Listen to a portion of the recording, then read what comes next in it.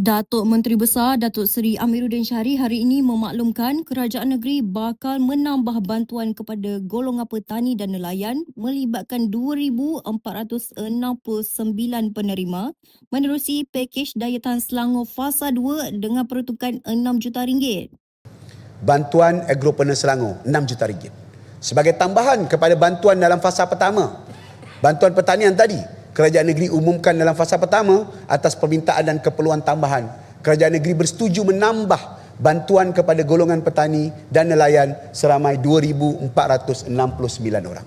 Kelompok ini menerima bantuan seperti baucer makanan, ternakan, baucer bahan api, baja atau wang tunai sebanyak 300 hingga 600 mengikut musim penuaian atau secara bulanan. Selain itu, untuk itu RM6 juta diperuntukkan untuk tambahan kepada sektor pertanian.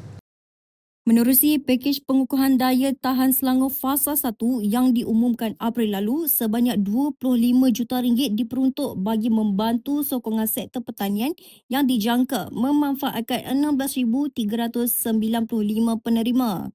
Menurut Amiruddin, inisiatif itu bagi mengurangkan kos operasi melalui bantuan bahan api dan input pertanian membabitkan pesawah, petani, penternak, nelayan dan pengusaha aquaculture seluruh negeri. Pakej pengukuhan daya tahan Selangor diperkenal sebagai tindak balas kerajaan negeri terhadap krisis tenaga dan bekalan global yang tercetus susulan konflik di Asia Barat.